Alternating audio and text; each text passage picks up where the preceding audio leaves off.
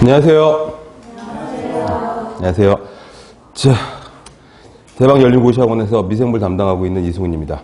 반갑습니다. 오늘 그 영양사 미생물 이론 과목을 하기 위해서 지금 나왔는데요. 받으신 프린트를 위주로 해서 진도를 나가도록 할 겁니다. 미생물은 영양사 국시에서 그렇게 많은 비중을 차지하는 부분이 아니어서, 그래서 딱히 그렇게 어렵게 나온다거나 되게 심도 있게 나온다거나 하지 않는 그런 부분이기도 하고,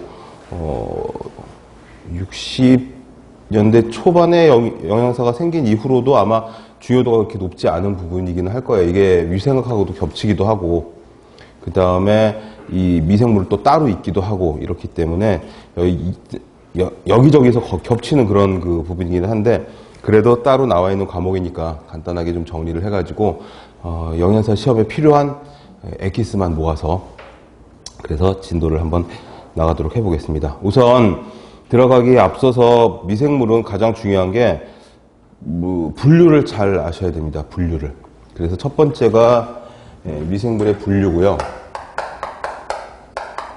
미생물의 분류를 제대로 잘 알고 계통을 잡아야지만 공부가 쉬워지고, 그 다음에 두 번째가 용어인데, 용어는 다른 게 아니고 균의 이름이 되겠죠.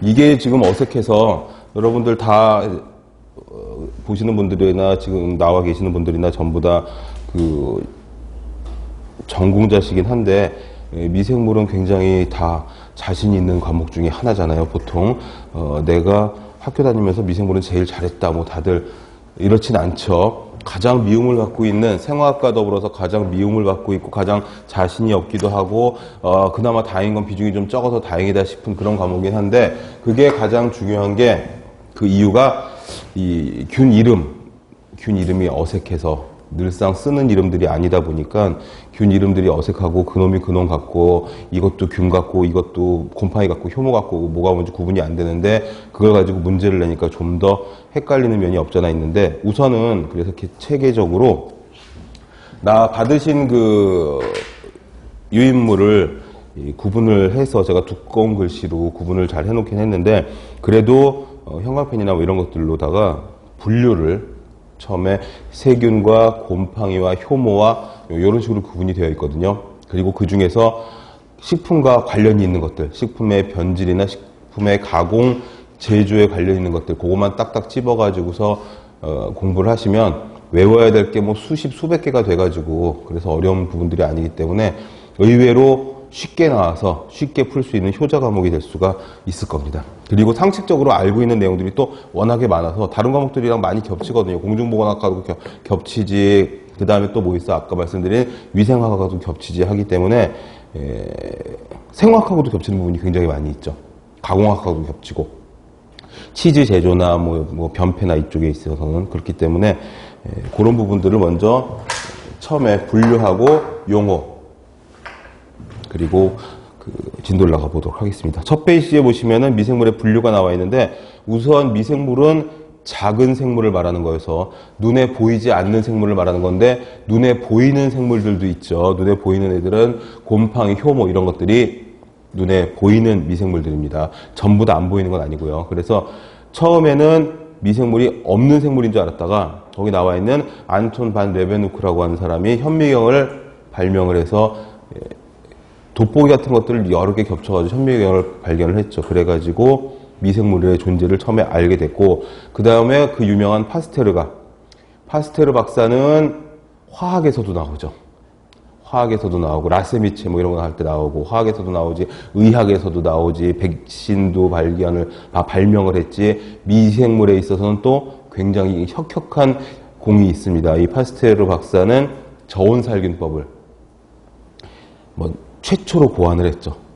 왜 저온살균을 고안했냐면, 포도주 살균을 하기 위해서, 포도주를 좀 오래 두고 먹고 싶어서 미생물을 없애가지고 발효의 정도를 딱 멈춰가지고 먹고 싶은데, 너무 고온으로 열을 가하면은 색이나 향이나 맛이나 이런 것들이 다 변질이 되니까 저온으로 필요한 균만, 그러니까 필요 없는 균, 죽일 필요가 있는 균만을 선택적으로 죽이는 게 저온살균이어서 우유살균법에 LTLT법이 여기서 나온 거죠.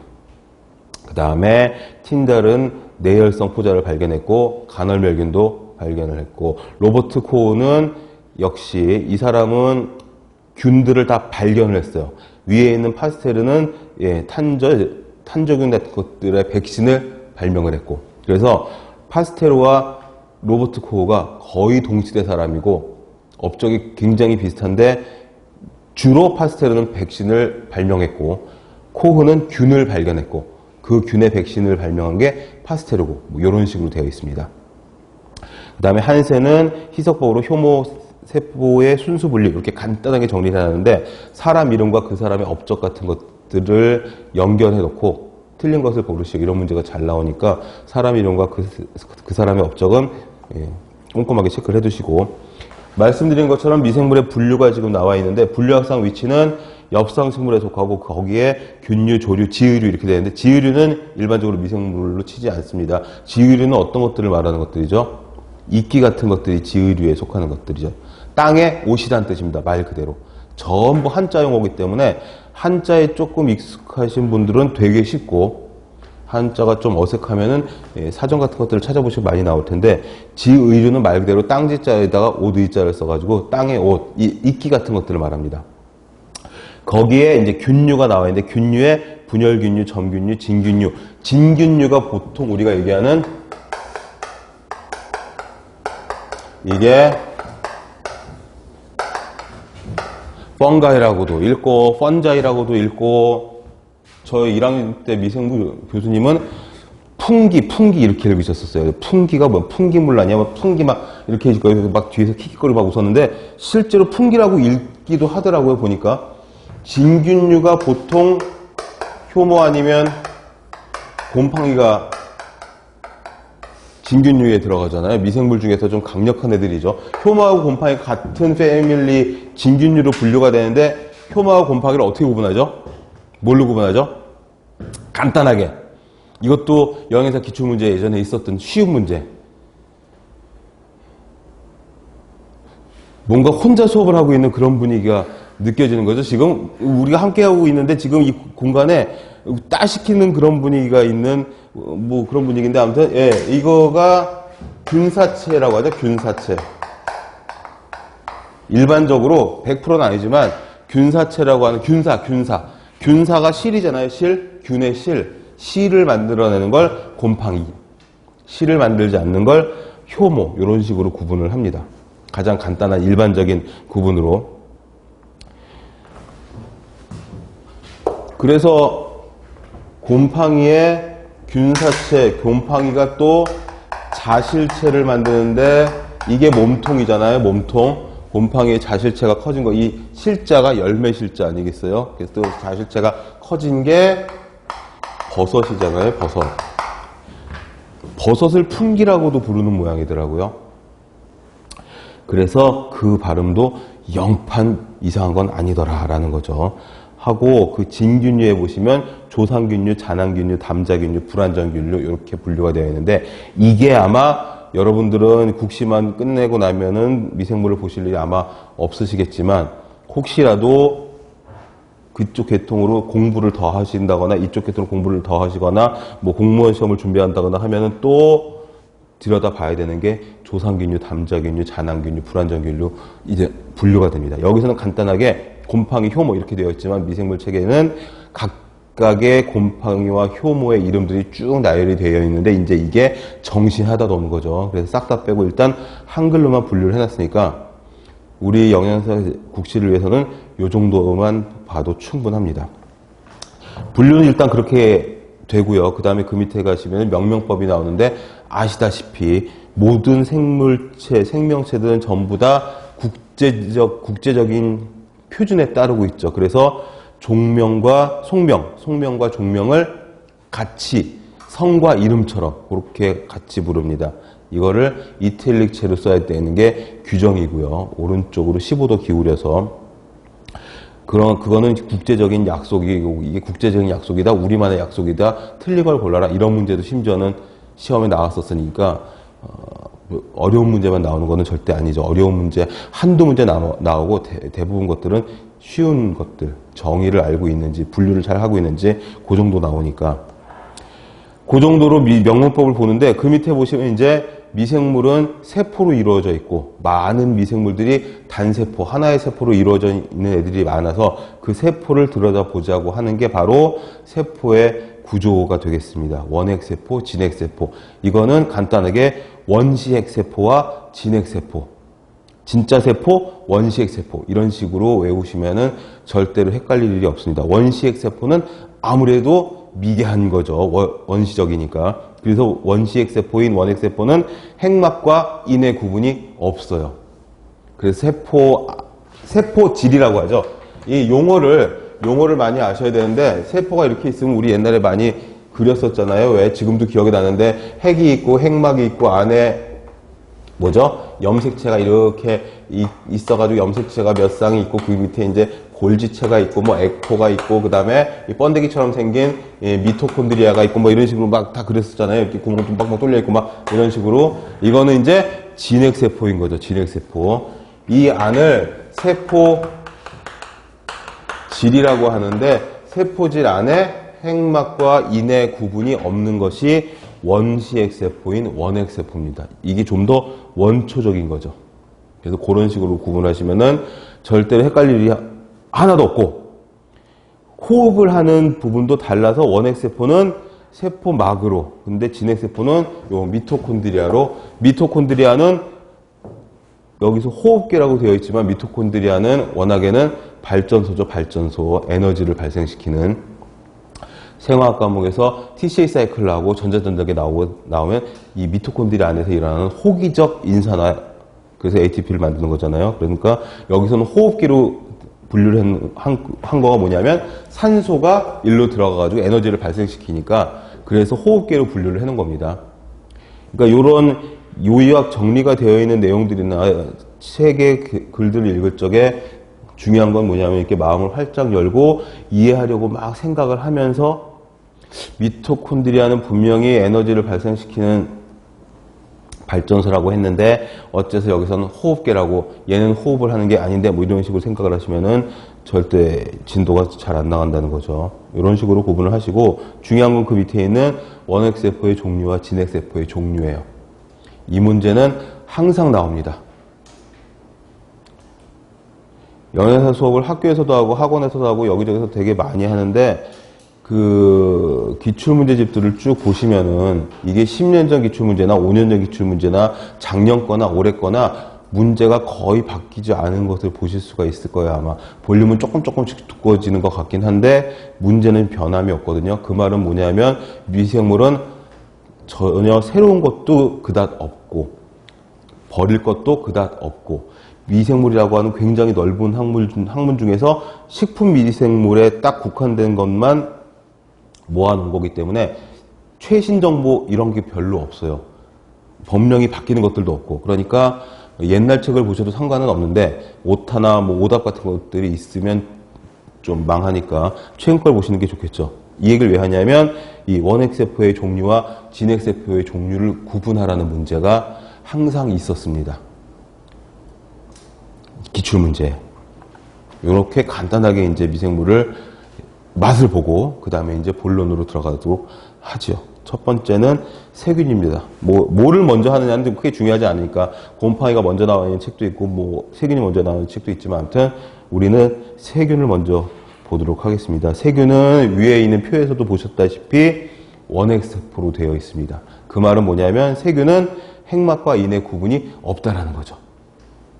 지금 쭉 말로 읊는 이런 내용들이 동그라미 번호가 붙어가지고 시험 문제에 보기로 등장을 해서 다음 보기 중 세균의 특징으로 옳지 않은 것은 이런 문제로 쭉 나온다니까요. 그러니까 여기 나와 있는 동그라미 1, 2, 3번이 전부 다 시험 문제 보기겠구나 이렇게 생각을 하시고, 당연히 단세포고, 단세포니까 얘네들은 뭐 딱히 무슨 생식을 하는 그런 그 능력이 분열밖에 없다라는 거죠. 쪼개지는 거.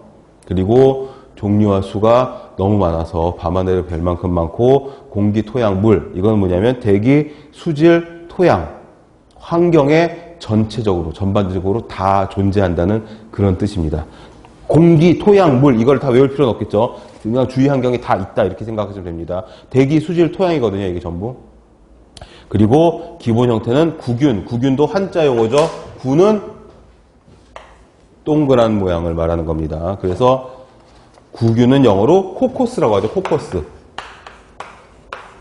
코쿤이라고 하죠. 코쿤. 코쿤이라는 영어도 있었고, 코쿤이라는 단어가 그 뭐예요? 계란 같은 동그란 그런 알을 말하는 거잖아요. 보금자리 뭐 이런 거. 코쿤에서 나온 코코스. 코사이 하면 요거의 단수. 그러니까 아무튼 요런 뭐라 그러지? 접두사? 이런 것들이 나오면은 아, 동그란 모양이 있구나. 이렇게 생각하시면 되겠고. 간균은 바실러스라고 하죠. 바실러스. 스펠링은 뭐 객관식 시험이니까 딱 봐서 너무 이상하지 않으면 스펠링은 크게 신경을 안 써도 되고 소리 나는 대로 읽혀지는 대로 쓰시면 됩니다. 중요한 건 써보는 거. 그리고 여기서 균 이름이 어색하고 잘 들어오지 않아서 많은 식경과 학생들이 이제 이 미생물들을 싫어하거나 저기 하지 않는데 보고 읽으세요. 스트랩토코커스면 단어를 보고 중학교 1학년 때 처음 영어 배우듯이 스트랩토코커스 이렇게 또박또박 읽어주시고 그게 좀 민망한 것 같잖아요. 발음이 좀 후진 것 같고 그러면은 좀 크게 읽어주시고 주변에 사람이 많아서 좀 창피한 것 같으면 좀 더 크게 한 5번, 10번 정도 반복을 하면은 스트랩토코커스, 락토바실러스 이런 것들이 이제 입에 붙게 되거든요. 그럼 시험 문제를 봤을 적에 이게 이제 한글로 안 써져 있잖아요. 이 영문으로 써져 있는 균 이름들이 이제 머릿속에 들어와서 익숙해질 수가 있습니다. 그러니까 항상 한 번 이상은 써보시고 5번 이상은 소리내서 좀 사람들이 이상하게 봐도 뭐 어쩌겠어요. 쪽팔리면 한순간이고 공부는 계속 가는 거니까. 간균은 바실러스라고 하는데 막대기 모양을 말한다. 막대기 모양, 길쭉한 모양. 그게 간균의 한자 뜻이고요. 나선균은 꼬부라진 거죠. 스피로헤타라고 합니다. 스피로헤타. 이건 모양에 따른 분류고 그 다음에 두 번째로 나오는 게 염색을 해서 염색성에 따른 분류가 나오는데 이게 사실 메인 디시죠. 뭐 간균, 구균, 나선균 이런 것들은 현미경으로 보고 우리가 그냥 판단하는 거고 얘는 동그랗게 생겼어. 포도상구균, 스테필로코커스. 스테필로는 송이, 코커스는 구균. 스테필로코커스니까 포도송이 모양의 구균 뭐 이렇게 되는 건데 그건 현미경을 보고 아는 거고 근데 현미경으로 균들이 잘 안 보인단 말이죠. 그래서 색깔을 좀 입혀가지고 현미경으로 보면 잘 보이겠다 싶어가지고 그람이라고 하는 사람이 염색을 해본 거죠. 근데 보니까 염색이 딱 2가지가 있더라는 거죠. 염색이 되는 놈하고 염색이 안 되는 놈. 그래가지고 그람 파지티브, 그람 네가티브 이렇게 구분을 하게 된 겁니다. 완전 쉽죠. 이게 미생물을 전공을 하거나 미생물을 이제 심도 있게 공부하는 사람들이 이제 여기서 이제 미쳐버리는데 모든 균들이 그람 양성과 음성으로 나뉘어지니까 그리고 각각의 세포벽의 성분의 차이에 따라서 염색이 되고 안 되고 하는 거기 때문에 그람 음성이냐 양성이냐에 따라서 세균의 특성이 좀 바뀌기도 하는 특성이 좀 잡히기도 하는 그런 측면이 있습니다. 그래서 병원성 미생물학, 병원 미생물학에서는 그람 음성균이 일반적으로 항생제의 내성을 갖고 있는 균들이 좀 있다라고 이야기를 하는데 우리는 병원 미생물학이 아니라 식품 미생물학이니까 그런 얘기는 거의 나오지 않습니다. 일단 그람이라고 하는 사람이 처음에 책에 안 나와 있는데 이 공간이 많으니까 보라색으로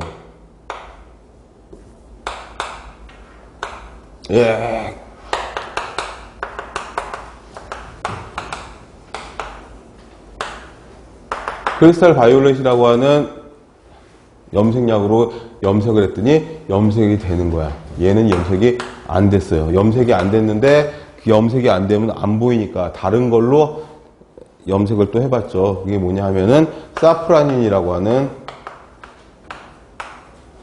빨간 염색약으로 얘는 보라색. 이 보라색으로 염색이 안 되는 놈들은 사프라닌으로 염색을 했더니 예, 빨간색으로 염색이 되더라는 거죠. 그래서 이 세균은 딱 두 가지. 염색성에 의해서 보라색으로 된 애들, 여긴 분홍색이라고 되어 있는데 빨간색이라고 봐도 상관이 없습니다. 그래서 미생물 책의 칼라 사진을 보시면은 화려한 색깔로 현미경 사진들이 나와 있는 것들이 전부 다 염색을 한 후에 현미경으로 보고 사진을 찍어서 그렇습니다. 왜 보라색으로 되고 왜 빨간색으로 염색이 되는지는 세포벽에 성분의 차이가 있어서 그러는데, 뭐 일단 나왔으니까 뒤에 설명이 좀 나오긴 하는데, 앞에서 설명을 듣고 뒤에 가서 또 보면은 뭔가 복습이 되는 것 같으니까 굉장히 반복되는 효과가 있겠죠. 얘네들은 그람 양성, 그람 파지티브는 펩티도 글리칸이라고 하는 성분이 세포벽에 가장 많이 두껍게 자리하고 있어요. 이것도 펩티도 글리칸 한글로 쓰지 마시고 꼭 영문으로 쓰시고, 잘라서 보면 펩티도, 펩틴, 펩타이드, 펩티 어쩌고 하면 이게 단백질 성분이죠. 그쵸? 왜? 아미노산이 펩타이드 결합을 해서 그게 1차, 2차, 3차, 4차 구조를 거치면 단백질이 되는 거잖아요. 단백질의 1차, 2차, 3차, 4차 구조가 거꾸로 막 소화가 되면 아미노산의 펩타이드 결합으로 나오잖아요. 펩티도 이러면은 다 단백질과 관련이 있다고 생각을 하시면 됩니다. 글리칸은 글리칸, 글루코즈, 뭐 이런 글리 어쩌고 나오면 다 당과 관련이 있는 거죠. 그래서 얘를 단백이라고 또 하는데, 이것보다는 펩시도 글리칸이라고 하고 영문은 대문자로 PG 이렇게 쓰기도 하니까 PG층이 많다, 적다, PG층이 많다 이러면은 그람 파지티브, PG층이 가장 적고 LPS라고 하는 층이 두껍다 이러면은 그람 네가티브로 보시면 됩니다. 요게 구분이에요. LPS는 뭐의 약자냐면 리포 폴리 사카라이드의 약자예요. 이게 뭐죠? 리포 하면 아시다시피 유지류죠, 유지류. 리피드가 유지류잖아요. 팻 앤 오일을 리피드라고 하잖아요. 그러니까 얘는 기름인가 봐. 사카라이드는 사카린, 사카라이드, 슈가 다 탄수화물이잖아, 당. 폴리사카라이드니까 다당류잖아요, 다당류. 폴리는 많다는 뜻이고, 그러니까 리포폴리사카라이드는 뭐냐면 지방하고 당질하고 층을 이루는. 근데 요 LPS 층이 항생제의 내성을 가질 수 있기 때문에 일반적으로 좀 전에 얘기했었던 그람 네가티브가 병원성을 갖고 있는 그런 경우가 많다. 100%는 아니지만 그런 경우가 좀 있다. 이렇게 이야기를 하는 겁니다. 이게 가장 시작이죠, 시작. 미생물 분류의 시작. 그람 염색성이 미생물 분류의 시작이에요. 그러니까 현미경으로 보고 어떤 형태인지 보고 잘 안 보이면 염색을 해가지고 둘밖에 없으니까 빨간색으로 되냐, 아니 보라색으로 되냐, 보라색으로 안 되고 빨간색으로 되느냐, 딱 두 가지밖에 없으니까 보라색으로 먼저 해놓고 수세를 해서 보라색이 씻겨 나가면 그때 이제 빨간색으로 염색을 하는 겁니다. 그렇게 구분하시면 되겠고, 그 다음에 이제 콜로니가 나오는데, 콜로니는 군집, 군락이라고 하죠. 군집, 군락. 미생물들은, 살아있는 미생물들은 현미경으로 이렇게 보다 보면 분열을 하면서 기하급수적으로 막 증가하기 때문에 그냥 보고 숫자를 셀 수가 없잖아요. 그래서 CFU라고 하는 미생물을 세는 단위가 있죠. 콜로니 포밍 유닛. 콜로니를 셉니다. 콜로니를. 그래가지고 콜로니 카운터라고 하는, 요것도 위생학 시험에 아마 나오죠. 돋보기가 달려있고 밑에 형광등을 켤 수 있고 패트리시를 올려놓고서는 한쪽에는 개수기를 들고 한쪽에는 네임펜을 들고 현미경을 보면서 패트리디시에다가 점을 찍는 거죠. 이거 눌러가면서. 그래가지고 콜로니가 몇 개나 생겼는지. 콜로니 포밍 유닛. 콜로니는 군집, 군락. 하나하나씩 세기는 너무 작고 너무 빨리 증식을 한단 말이죠. 그래서 그 콜로니의 형태, 크기, 색깔, 콜로니가 크게 생기면은 현미경 없이 눈으로도 보이니까. 그 다음에 포자를 형성하느냐. 포자도 거기 써주세요. 포자는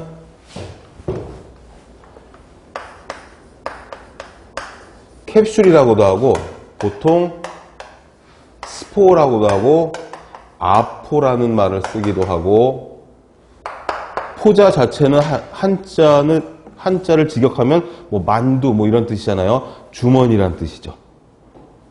포자, 만두.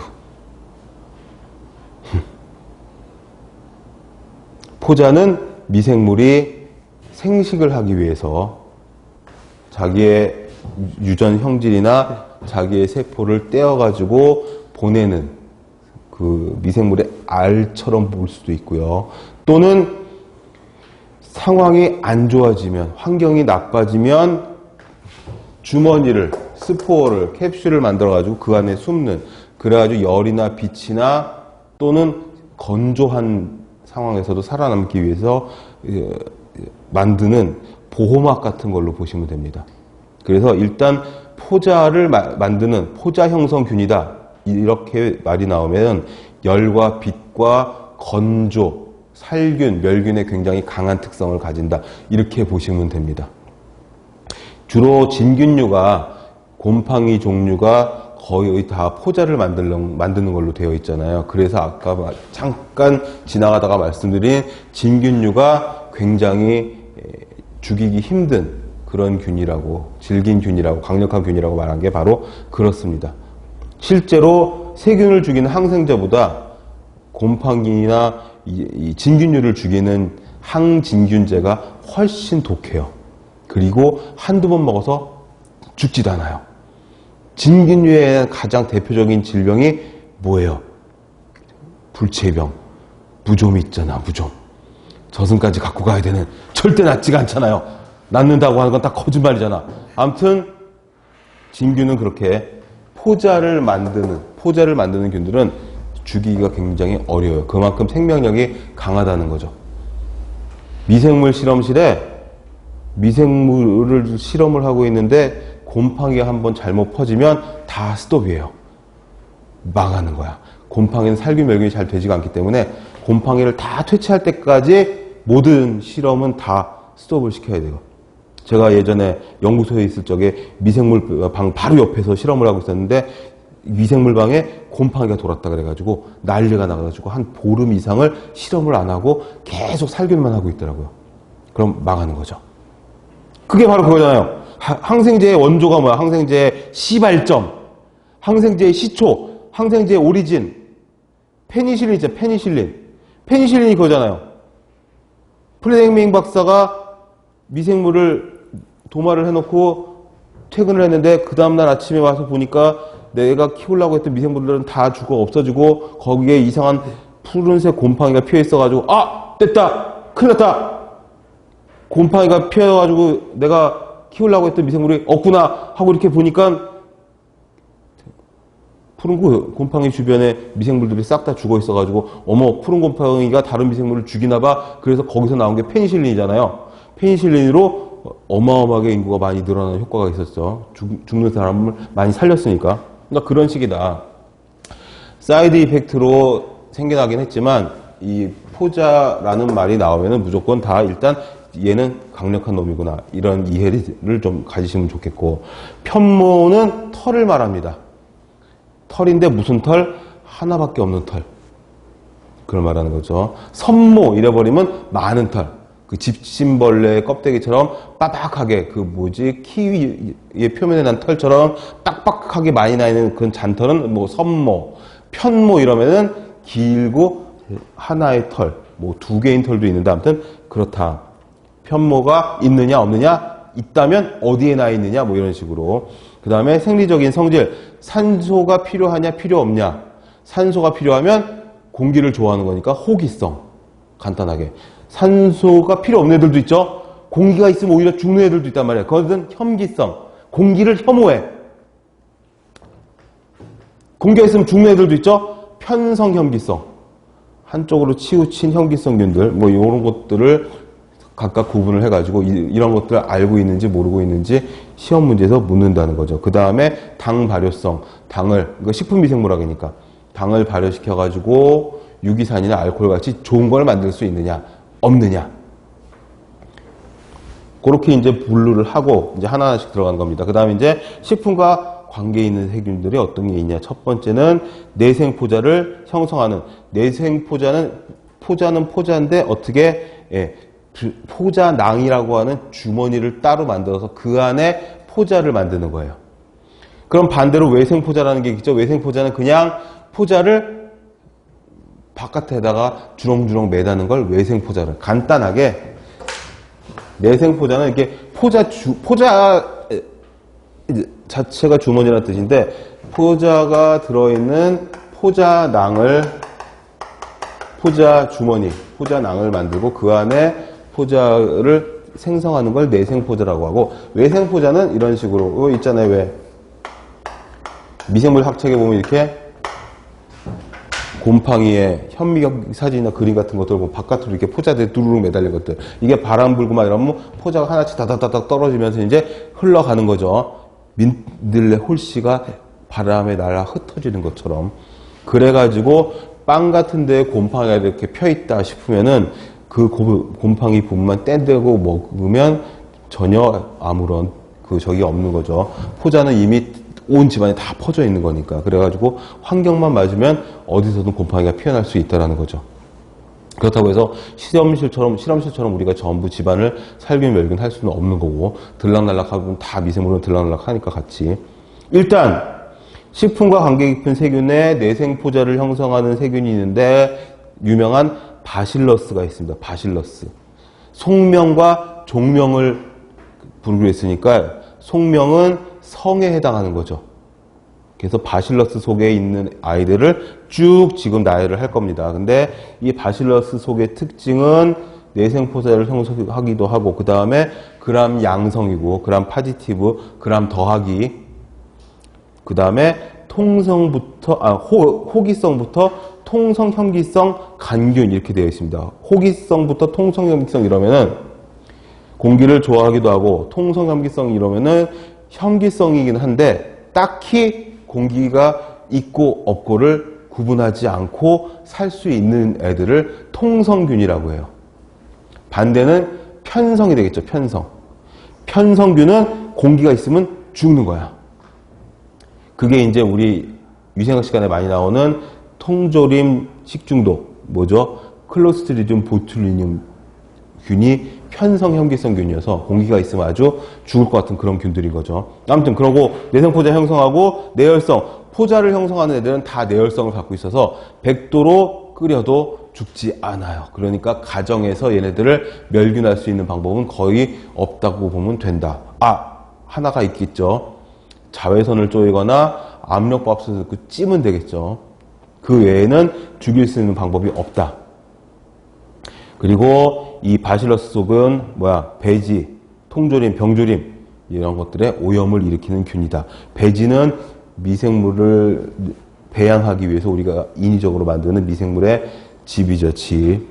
이런 데서 오염을 일으키는데 어떤 종류가 있는지 일반적인 특징을 먼저 체크하고, 그 다음에 바실러스 속에 어떤 균들이 있는지 쭉 체크하고 걔네들의 하는 일을 외우면 미생물은 끝나는 거죠. 근데 이제 그게 비슷비슷한 것 같고 이제 외우다 보면 막 머리 안에서 이제 헷갈려 버리니까. 자, 바실러스 서브틸리스가 있는데 바실러스가 기니까 BAC하고 점을 찍어 놓은 겁니다, 지금. 또는 어떤 책에는 대문자 B를 이태릭체로 이렇게 써놓고선 점 찍고 서브틸리스 이렇게 쓰기도 하는데, 이건 특별한 규칙이 있는 건 아니지만 아무튼 뒤에 있는 서브틸리스를 보고서는 바실러스의 약자구나 이렇게 볼 수가 있는 겁니다. 왜 이런 얘기를 하냐면 앞에 있는 BAC를 또 다른 데서는 박테리아, 세균의 약자로 쓰기도 하니까. 그러니까 요거는 이제 그때그때 문맥이나 상황이나 문제에 따라서 이게 박테리아가 아니라 바실러스 서브틸리스구나 이런 식으로 우리가 좀 이해를 해야 된다는 거죠. 요건 좀 중요해서 시험에 꼭 나와요. 고초균이라고 그래요. 고초균. 고초균이 하는 일은 프로테이즈, 프로테아즈죠. 프로테아즈는 뭐죠?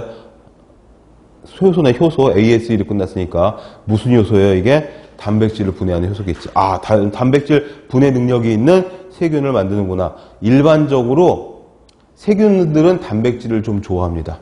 100%는 아니지만 곰팡이들은 탄수화물을 좋아하고요. 그러니까 곡류나 두류나 밥이나 빵이나 이런 게 변질됐으면 곰팡이에 의한 게 많고, 고기가 상하고 이러면은 주로 세균에 의한 거다, 이런 식으로 볼 수가 있는데, 우선 프로테이즈, 알파 아밀레이즈. 알파 아밀레이즈는 뭐죠? 아밀레이즈는 전분을 분해하는 효소죠. 알파 아밀레이즈는 글루코즈 단위로 분해하는 거죠. 알파 아밀레이즈, 베타 아밀레이즈, 글루코 아밀레이즈. 아니구나. 알파 아밀레이즈는 액화 효소구나. 액화 효소. 그죠? 전분의 중간에 뛰쳐들어가지고, 예, 랜덤하게 자르는 게 알파 아밀레이즈죠. 베타시죠? 이건 식품화학으로 갑자기 넘어갔는데, 베타 아밀레이즈는 비환원성 말단에서부터 말토즈 단위로 자르는 거고, 글루코 아밀레이즈가 글루코즈, 포도당 단위로 자르는 거죠. 아무튼 얘는 당화효소가 아니라 액화효소라고 부르죠. 액화효소를 만드는 알파 아밀레이즈를 생산하고, 이거 중요합니다. 그 다음에 바실러스 낫도가 있는데, 낫도도 되게 중요하죠. 다중에. 낫도는 납두균이라고 하죠. 이것도 한자인데 납두균이라고 하고, 청국장 또는 낫도를 제조할 적에 이용하는 거여서, 볏짚 같은 거에다가 삶은 콩 이렇게 싸서 던져놓으면은 지가 알아서 실을 만들고 막 발효가 되잖아요. 여기에는 영양 요구성이 있는데 비오틴이라고 하는 물질을 요구합니다. 요게 또 시험에 나온 적이 있었어요. 바실러스 낫도는 비오틴을 요구한다. 체크를 해두시고, 낫도하고 청국장하고는 기본적으로 재료가 같고 균이 같고 제조하는 방식이, 발효시키는 방식이 똑같습니다. 차이는 뭐죠? 실도 만들고. 낫도하고 청국장의 차이는 뭐예요? 낫도 아시죠? 요즘 마트에 많이 팔던데. 옛날에는 안 팔았었는데. 낫도하고 청국장의 차이는 콩을 갈았냐 안 갈았냐, 간을 했냐 안 했냐, 그 정도 차이가 있는 거죠. 기본적으로 똑같은 식품으로 볼 수 있겠고요. 그 다음에 바실러스 세레우스가 있는데, 얘네들은 유지를 분해할 수 있는, 여기도 좀 체크. 비타민 K를 만들 수 있는. 비타민 K는 하는 일이 혈액 응고와 관련이 있고, 우리 몸에서 생산할 수 있는 대표적인 비타민 중에 하나고, 그래서 비타민 K는 웬만하면 결핍증이 잘 없는 비타민 중에 하나고, 바실러스 메가테리움, 이것도 처음 보는 것 같으면 메가테리움 이런 식으로 소리나는 대로 읽어주시면 됩니다. 사전 찾아봐야 발음 기호 안 나와요. 이거는 미국에가 됐건 캐나다에가 됐건 영국에가 됐건 다 비슷비슷하니까 그냥 소리나는 대로 따박따박 철자대로 읽어주시면, 그러면 스펠링을 외우는데 도움이 많이 되실 거예요. 그러니까 그대로 읽어주시면 됩니다. 절대 촌스러운 거 아니고, 너 발음이 틀렸잖아 이러면서 누가 쫓아가지고 멱살을 잡고서 막 뭐라 하지 않을 그런 내용이니까, 바실러스 메가테리움은 비타민 B12를 생산한대요. 요것도 시험에 잘 나옵니다. 비타민 B12는 뭐 하는 비타민이죠? 항악성 빈혈인자죠. 결핍되면 악성 빈혈이 올 수도 있는. 근데 얘도 역시 일반적인 식사에서는 결핍증이 잘 없는, 그래서 시험에 어떤 식으로 나오죠? 채식주의자들이 결핍되기 쉬운 영양소 중에 하나가, 대표적인 게 비타민 B12입니다. 동물성 식품에 많이 들어있기 때문에. 다 아는 얘기들을 제가 지금 계속 반복하는 거죠. 지금 다 들었던 얘기고 상식적인 얘기고 이런 거죠. 공부는 반복이니까, 평생 반복이니까, 그죠? 이거 10몇 장밖에 안 되는 이 내용, 이거 한 20번 30번 쭉 읽으면 안 외우겠어요? 다 외워지지. 근데 우리가 이제 바쁘기도 하고, 그쵸? 생활이 바쁘기도 하고, 할 일도 되게 많고, 음악이나 영화나 예술이나 아니면 친지나 친구 관계도 소홀히 할 수가 없으니까 한두 번 보니까 막 헷갈리는 거지. 이거 살짝 끊고서는 한 30번 읽으면 이거 못 외우겠어. 이거 뭐 바본가? 다 외우지? 그럼 뭐 미생물 100점인데? 끝나는 거죠 뭐. 단지 우리가 왕따가 아니고 사회생활을 활발히 하고 이것저것 신경 쓸 때가 많은 그런 사회적인 사람이기 때문에 시간이 조금 부족한 거예요. 그쵸? 그래서 좀 헷갈리는 거지. 10번, 20번 읽으면 다 외운다니까. 너무 쉬운 거지, 너무 쉬운 거. 그 다음에 뭐가 있냐면 코아굴런스가 있는데, 코아굴런스는 무슨 뜻이냐면 뭔가 응집시킨다는 뜻입니다, 이게. 근데 플랫사워, 이것도 가공학이나 위생학 시간에 나오는 거잖아요. 플랫사워. 플랫사워는 뭐죠? 통조림을 딱 봤을 때 불룩하지 않은데, 편편한데, 플랫은 평평하다는 뜻이잖아요. 평평한데 열어보니까 상했더라. 그게 플랫사워죠. 밑에 있는 스테아로 서모필러스도 마찬가지입니다. 서모필러스 하면 서모는 무슨 뜻이죠? 열이죠, 열. 서모필러스는 딱 봐도 필러스 하면은 좋아한다는 뜻이잖아. 그냥 좋아하는 게 아니에요. 러브 하는 거야, 러브. 필은.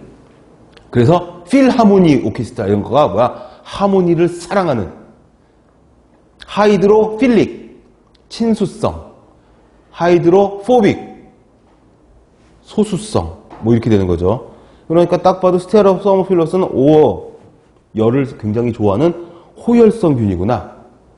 호열성 균이니까 통조림 안에도 살아있어서, 왜? 통조림은 열로 멸균을 하는데 호열성 균이니까 거기서도 좀 살아남아가지고 플랫사워를 일으킬 수가 있겠구나. 이런 식으로 이해를 하다 보면은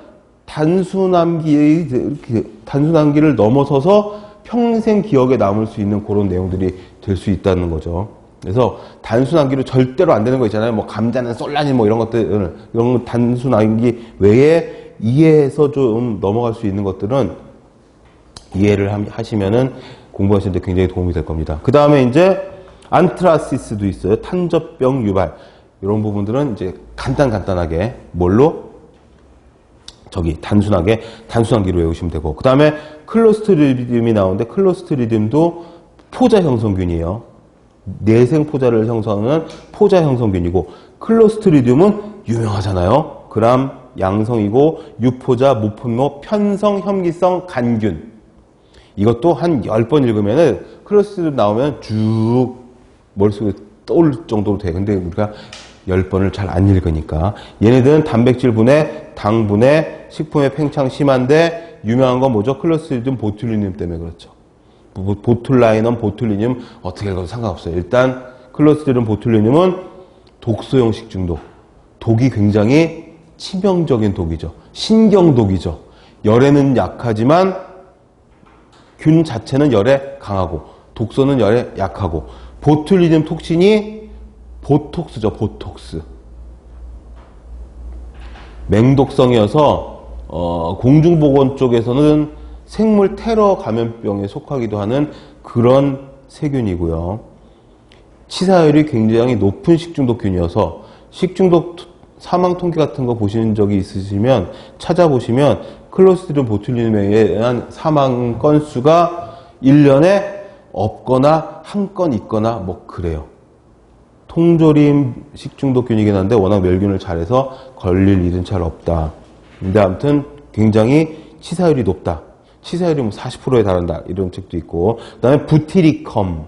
이렇게 읽으시면 됩니다. 클로스트리디움 부티리컴. 이거는 낙산이라고 하는 유기산을 만들어냅니다. 당을 가지고. 요거는 간단하게 봐두시면 되고 깊게 들어갈 필요는 없는 부분이고. 그 다음에 젖산균이 있는데 젖산균은 락틱 애시드, 유산균이라고도 하고 젖산균이라고. 젖이 그 우유니까. 두 가지가 있는데 호모타입과 헤테로타입인데 호모타입은 같다는 뜻이죠. 호모. 헤테로는 서로 다르다는 뜻입니다. 그래서 호모타입에서는 간단하게 젖산을 만들었구나. 젖산균이 젖산을 만들었구나. 이게 호모타입. 젖산균이 젖산도 만들고 알코올이나 이산화탄소도 만들었구나. 그럼 헤테로타입. 일단 간단하게 보시고 뒤에 좀 더 자세한 설명이 나옵니다. 그리고 얘네들은 미호기성. 미호기성은 산소가 필요하긴 필요하되 산소가 좀 적은 데서 잘 자라는 애들이에요. 그걸 산소 분압이 낮은 곳 이렇게 얘기를 합니다. 그러니까 일반적으로 이 평지 우리가 살고 있는 데는 1기압인데 요 1기압보다 좀 낮은 기압에서 잘 사는 애들이다. 그러니까 좀 막아주면 좋겠죠. 요구르트, 치즈, 유산균, 음료, 청주, 간장, 아미노산, 비타민, 정약 굉장히 주요한 식품 미생물 중에 하나가 이겁니다. 그 중에 주인공은 락토바실러스죠. 바실러스, 간균, LAC 들어가면 다 우유죠. 카페 라떼, 락토바실러스 뭐 이런 할 때 LAC가 다 우유란 뜻입니다. 그러니까 락토바실러스는 젖산 간균, 직역하면 유산 간균 이렇게 부를 수 있습니다. 락토바실러스 불가리쿠스 이게 바로 그 요구르트 선전될 거죠. 불가리 하는 그게 이 불가리쿠스죠. 그 다음에 에시도필러스는 뭐야? 에시드를 필러스 좋아하는 거야. 호산성균이네. 호산성균. 예, 젖산균을 만들어내는. 또는 카제인은 딱 봐도 카제인에서 온 것 같잖아. 카제인, 케이신이라고도 발음하는데 이건 뭐죠? 치즈 만들 때 쓰는. 치즈의 본체지 뭐 본체. 치즈를 만들 때 우유에 있는 단백질을 응고시킨 게 카제인이죠. 카제인. 우유 응고, 치즈 숙성. 그 다음에 델브레키 이렇게 읽으시면 되는데 얘들은 젖산균제제, 절임류, 그 다음에 호모히오치, 호모히오키 뭐 이런 식으로 읽으셔도 상관없습니다. 저장청주의 백탁. 화락균이라고도 부르는데 화락현상을 유발하는데 이거는 살짝 불냄새 같은 것들이 나는 거예요. 이게 버섯에서도 이런 냄새가 나는 버섯이 있고요. 김치 같은 것들을 잘못 담궜을 적에도 제대로 된 젖산균이 발효를 시켜야 되는데 김치에서도 요런 잘못된 냄새가 나는 경우가 있거든요. 그걸 이제 화락균이 번식을 했다 뭐 이런 식으로 얘기를 합니다. 아무튼 화락의 화는 불화자입니다. 스트랩토코커스는 스트랩은 줄이죠. 줄. 코커스는 알맹이, 구슬. 그러니까 스트랩토코커스는 염주나 목걸이 모양 생각하시면 됩니다. 스트랩토코커스 파이루게는 여러 가지 당류를 산화시키는, 시게 만드는 산변.